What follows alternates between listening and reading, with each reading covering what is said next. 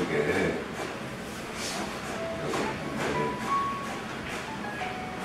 여기 뼈가 있고 치아가 여기 있어야 되는데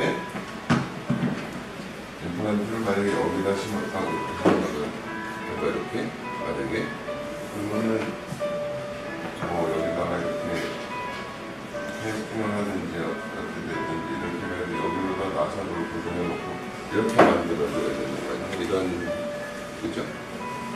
이렇게 쉽게 말하면 임플란트는 여기 있고 여기도 여기를 씹으면 어떻게 될까요?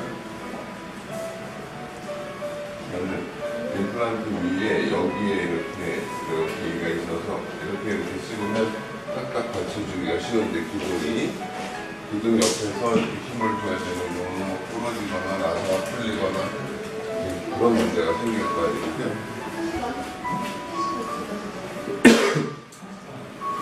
가장되게 얘기하자면 그거나 마찬가지로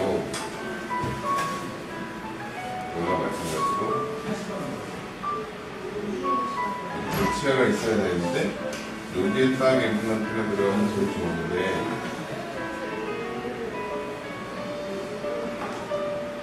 이 정도 이렇게 들어가 있다든지 이렇게 이거보다는 덜 하지만 이거보다는 훨씬 망가질 가능성이 많은 거예요. 그치?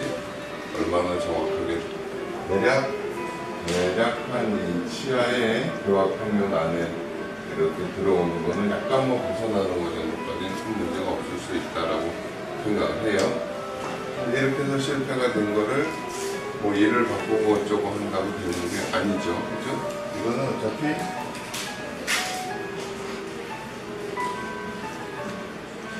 다른 데다가 정확한 위치에다가 이렇게 재식립을 해줘야지 해결이 될 거 아니야. 좀 아주 심한 경우에는. 근데 보통 이렇게 약간 어긋나게 심는 경우는 물론 좀 불주의해서 위치를 생각하지 않고 그래가지고 이렇게 심는 수도 있지만 여기다가 심었으면 좋겠는데 여기는 뼈가 없고 여기는 뼈가 많고 그래서 그런 경우는 예전에는 우리가 이제 뼈를 만들고 요즘도 얼마 전에 며칠 전에 그 친구를 만났는데 자기는 이렇게 뼈를 만들어서 하다 보면 자꾸 문제가 생기고 실패를 하고 그래서 이제 아예 그걸 안 한다고 그래. 그 정도로 어떤 경험이라든지 지식이라든지 그런 게 많이 쌓여야 가능한 거예요. 그냥 그때 너무 한다고 되는 게 아니고. 근데 예전에는 이런 경우에 그냥 이렇게 기울여가지고 이렇게 일을 만들기도 하고 그랬거든. 근데 여러 가지로 문제가 생길 수 있으니까는 나는 여기다가 뼈를 만들어서 이렇게 심겠다라는 걸 기본으로 치아가 있어야 되는 곳에 뼈를 만들어가지고 임플란트를 심는 걸 원칙으로 한다. 그렇게 생각을 하는 거야, 우리 병원에서는.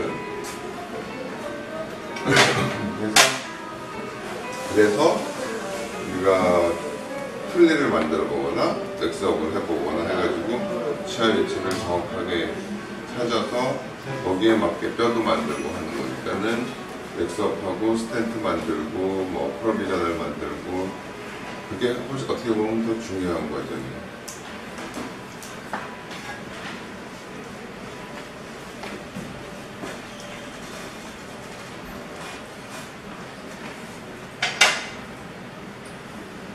그다음에 이제 생물학적, 지난번에 생물학적이라는 거는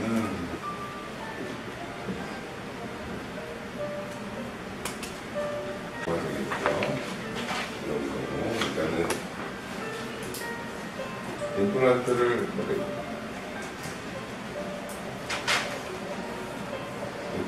심었는데 시간이 지나서 보니까는 뼈가 이렇게 녹아버렸어요. 이 부분에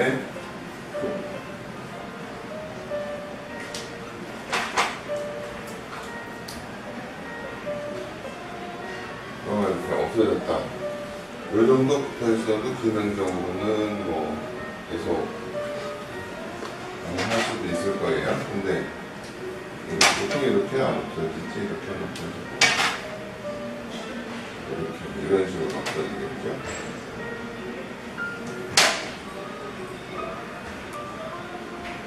뼈가 이렇게 없어지는 경우는 이거 왜 이렇게 없어져요?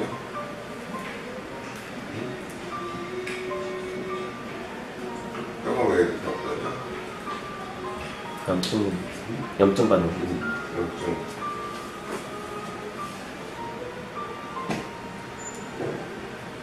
세균이 유해한 세균이 증식을 해가지고 거기서 염증을 일으키기 때문에 이렇게 되는 거예요, 그죠? 그러면은 이거를 막으려면 어떻게 해야 돼요? 세균 이렇게 되는 거를 막으려면 위생관리 철저히. 그냥 이 닦기를 잘 한다 내가 쉽게 생각해서 보통 우리가 뭐 하루에 3번, 식후 3분 안에 3분 이상 이를 닦는다 이런 식으로 표현을 하던데 3, 3장 해서 이거는 일반적인 사람 얘기고 이렇게 닦아도 계속 망가지는 사람들이 있잖아요. 우리가 이제 우리 병원에 오시는 분들을 보면 잇몸이 굉장히 많이 망가져서 오시는 분들 있잖아. 유난히 뭐 이를 안 닦아서 잘 못 닦아서 그럴 수도 있지만 대체로 어떤 유전적인 요인이 많다고 생각이 돼요. 세균이 조금만 있어도 빨랑빨랑 망가지는 사람이라는 거지. 이게 조금만 있어도. 그러니까 보통 사람처럼 이를 닦으면 안 되는 거예요, 이런 사람들은. 훨씬 더. 그래서 우리 병원에서 이 닦기를 설명한 거는 부드러운 칫솔로 정확한 방법으로 이를 닦고 그 다음에 시간 칫솔이라는 거를 쓰고 해가지고 한 10분 이상 아침 저녁으로 이를 닦아라 이렇게 강조를 해요. 뭐냐면은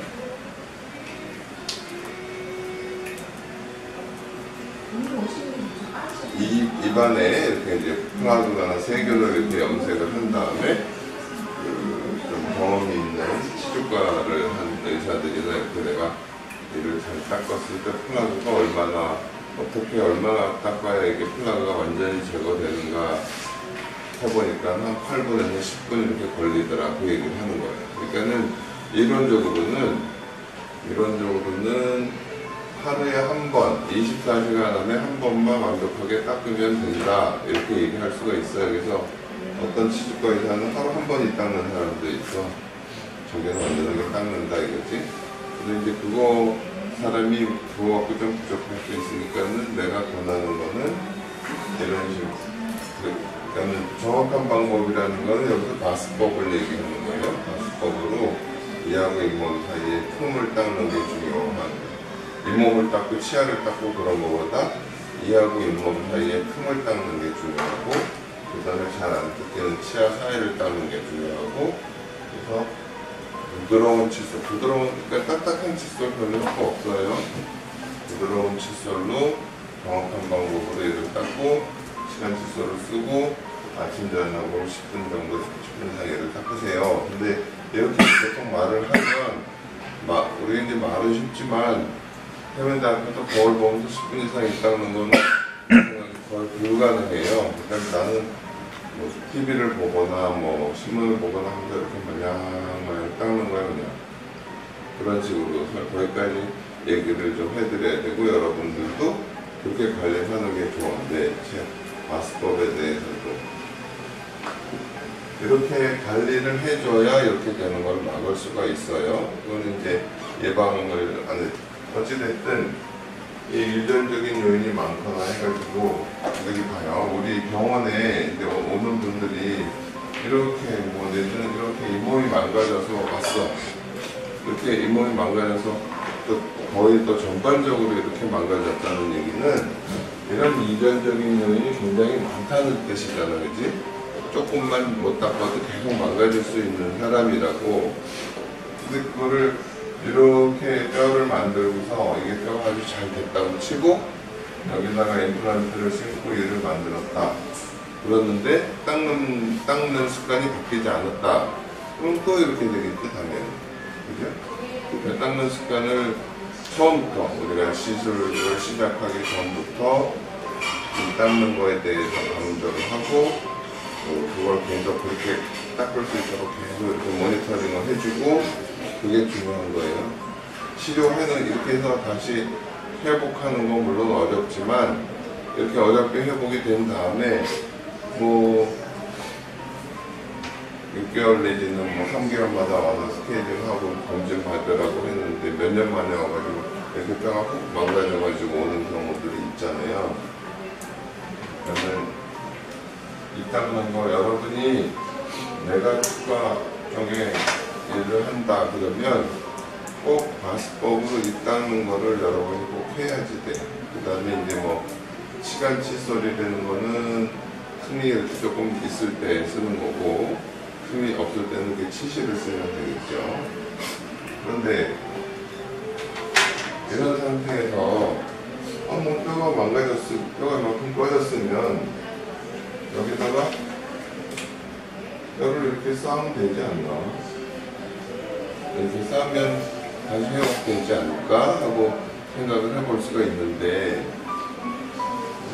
이게 안 돼요. 안 되는 게 뭐 여러 가지 이유가 있을 수 있는데 조금 왜 도대체 이렇게 문제가 생긴 경우에 여기다가 뼈를 쌓는 게 이대로 둔 채로 뼈를 쌓는 게 불가능한가? 첫째는 여기에 이렇게 세균들이 잔뜩 묻어 있는 거예요. 세균들이 잔뜩 묻어 있어요.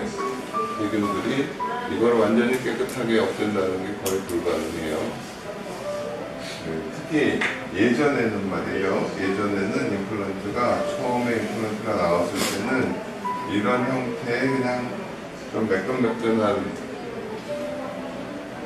어떤 양상이었어요. 이 부분이. 근데 지금은 조금 과장되게 되면 이렇게 굉장히 오돌오돌 이렇게 된 건데 이 속에 박혀 있는 것까지 다 제거하는 게 불가능하거든. 물론 경우에 따라서 약간 시도를 할 때는 우리가 최대한 긁어내고 여기다가 뭐 테트라사이클린을 발라가지고 세균을 최대한 죽이고 그렇게 해서 조금 되는 경우도 있긴 하지만 원칙적으로 불가능하다.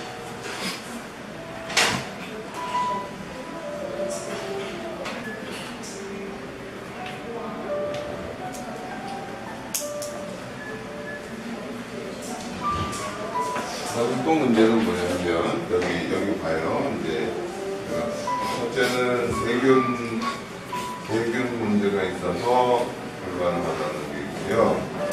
두 번째는 이런 경우랑 조금 다르게 일을 했고 임플란트를 심었는데 뼈가 얇은 데 심다 보니까 뭐 이렇게 해서 이렇게 이제 뼈가 내려가가지고 뭐 흔들린다든지 요만큼 잡아주니까 약한다든지 할 때 여기다가는 뼈를 좀 만들 수 있지 않을까? 그러면 여기는 아까 위에서 보면 뼈가 이렇게 있는데 임플란트가 좀 바깥으로 이렇게 나가 있는 여기다가 이렇게 뼈를 좀 쌓을 수 있지 않을까 생각을 해볼 수 있잖아요. 근데 예전에 처음에 이제 뼈를 만들기 시작할 때 뭐 이렇게도 되고 저렇게도 되고 잘 되길래 이렇게 이제 그러는 경우에 바깥에다가 뼈를 쌓아봤는데 안 돼요. 안 돼요. 왜냐하면 왜 안 될까 생각을 쉽게 생각하면 여기서 내 뼈에서 세포들이 나와서 여기다 싸는 걸 뼈를 이렇게 만들어가야 된다고 그랬잖아? 근데 여기서 나오는 애들이 여기로 갈 수가 없잖아. 그죠? 세포가 이렇게 많이 작용을 해야 되는데 이 임플란트에 뻥 막혀가지고 여기 뼈를 만들도록 작업을 할 수가 없어요. 그죠? 그러니까 이런 상태에서는 여기다가 뼈를 만들 수가 없어. 안 되더라고. 그 다음에 이제 두 번째는 어떤 이제 형태적으로 봐서 골세포가 작용을 할 수 있는 구조가 아니기 때문에 이거를 뽑아내고 여기다가 뼈를 쌓고 다시 임플란트를 심으면 그거는 돼요. 네? 그죠? 뽑아내고 이렇게 해서 이런 경우나 뽑아내고 뼈를 다시 쌓고 기다렸다가 임플란트를 해야 돼. 그죠? 근데 그렇게 했어요. 그렇게 했는데 잘 보세요. 그렇게 했는데 어떤 환자가 와서 임플란트가 망가졌다.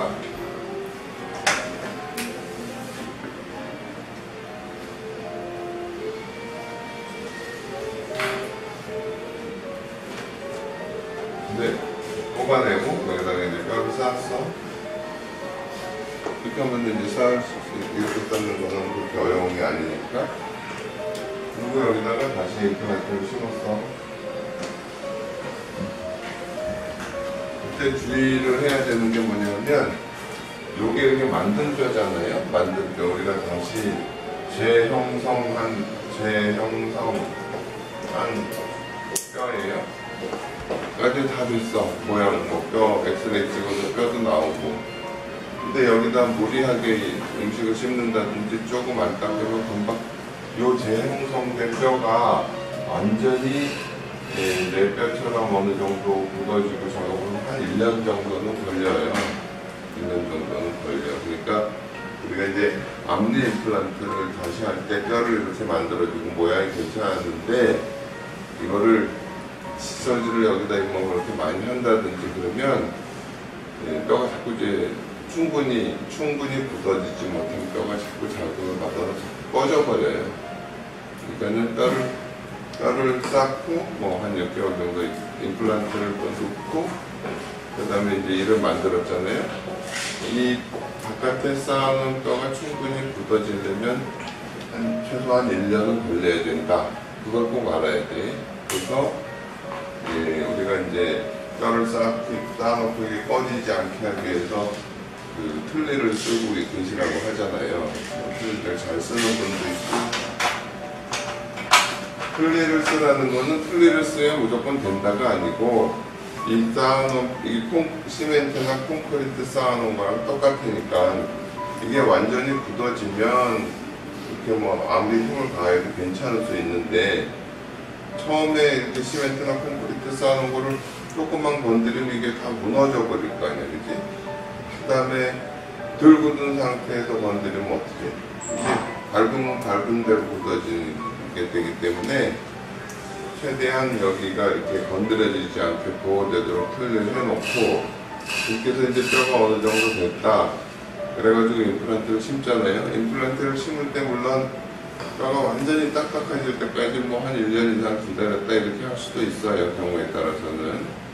그런데 이제 임플란트를 심어놓고 또 굳어지는 시간, 뭐 뼈가 달라붙는 시간 이런 게 필요하기 때문에 한 6개월 이상도 되면 임플란트를 심고 또 굳어지도록 뼈하고 임플란트하고 달라붙는 거나 더 굳어지는 거를 기다려서 뭐 몇 달 있다가 이제 보철이 됐다.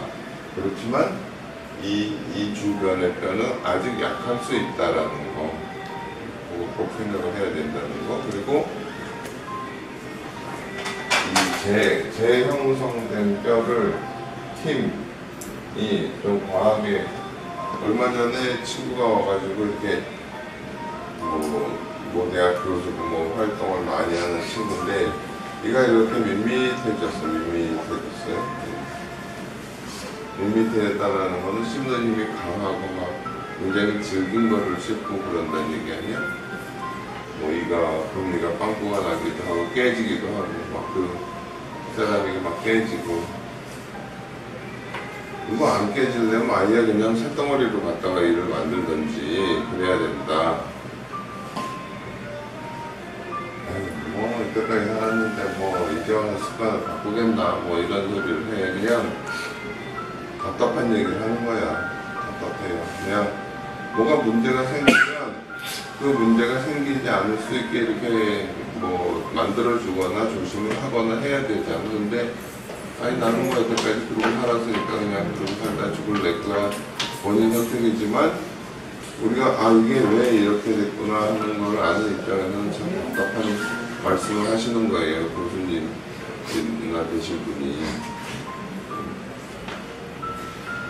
절대로 무리하게 힘이 가해지면 안 된다라는 게 있고, 또 하나는 아까 얘기한 대로 잇닦기가, 그래서 우리가 잇몸이 많이 망가지신 분들이 오면 치료를 시작하기 전에 내가 항상 풍치가 뭐고, 치주염이 풍치, 치과에서 치주염이라는 게 그게 뭐다. 결국은 뼈가 망가지는 거고, 뼈가 망가지는 거는 딱 껴서 세균이 자라가지고 망가지는 건데, 유전적으로 약한 분들은 세균이 조금만 있어도 망가지니까 보통 사람처럼 이를 닦으면 안 된다 라는 거 먼저 얘기하고, 그 다음에 이제 뼈를 만들 때는 어떤 과정이 필요하다라는 걸 얘기하고, 그 다음에 관리를 하라는 꼭 얘기하잖아요.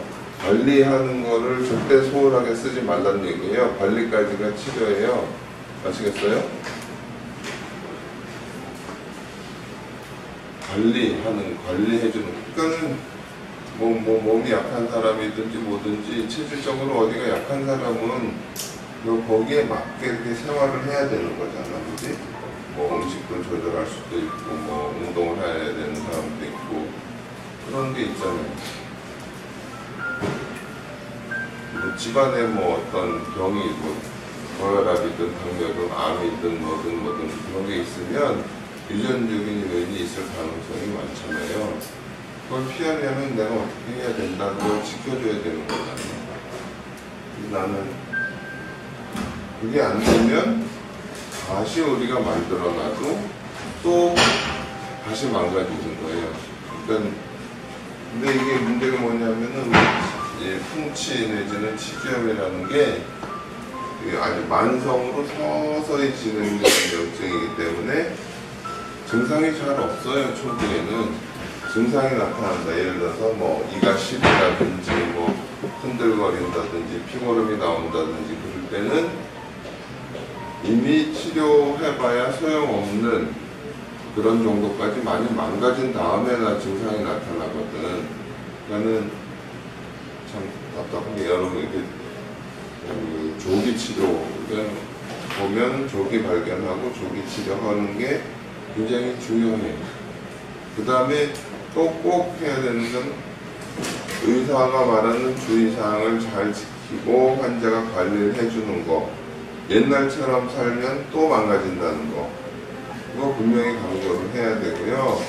그거를 이렇게 관리가 되도록 자꾸 도와줘야 되는 거지. 그런 거잖아요. 원래는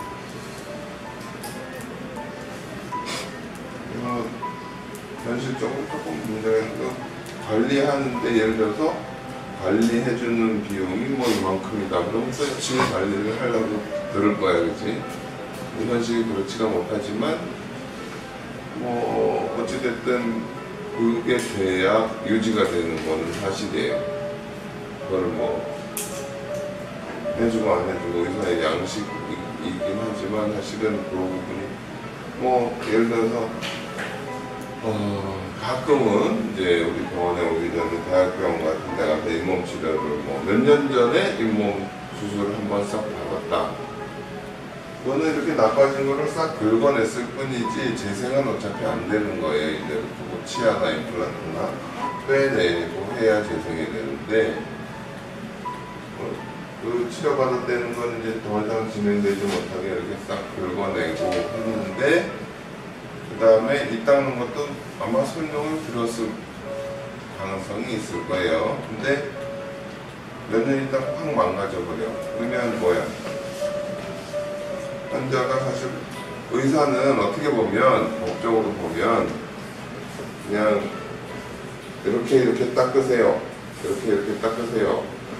한 2번 얘기를 해주고서 보여주고 거기까지라고 할 수 있을지 모르겠지만 이 사람이 유지가 되려면 이 사람이 닦는지 안 닦는지를 자꾸 그대로 제대로 닦는지 하는 거를 좀 체크를 해줘야 되는 거잖아요. 그죠? 그러니까 이런 생물학적으로 잇몸이 나빠지고 뼈가 나빠지고 해가지고서 문제가 되는 거는 결국은 그대로 두고서는 다시 뼈를 만드는 것은 불가능하기 때문에 뽑아내고 다시 이렇게 뼈를 만들어야 되는데 그렇게 해결이 돼요. 웬만한 건 다 해결이 돼. 근데 이제 시간적으로 또 오래 걸리고 비용이 들고 그렇게 된다는 것을 알아야 돼. 인식을 해야죠. 뭐가 어려운 걸 해결하려면 그만큼 뭔가를 대가를 지불해야 된다라는 거를 그거는 그냥 사실 받아들여야 되는 거잖아요. 그렇잖아? 뭐 내가 뭐 좋은 거를 사려면 비싼 돈 주고 사잖아요. 그거나 마찬가지예요. 어떤 거는 누구나 다 마찬가지잖아. 내가 뭘 하는데 내가 이거보다 더 힘든 일을 할 때는 그만한 대가가 있어야 하게 되는 건데 뭐 이거는 그냥 그런 건 없어요 세상에. 뭐 이런 실제로 임플란트가 실패되고 재시술을 해야 되는 경우들이 많은데 그거에 대해서 이제 좀 정확하게 알고 있어야 얘기도 할 수 있고 그 다음에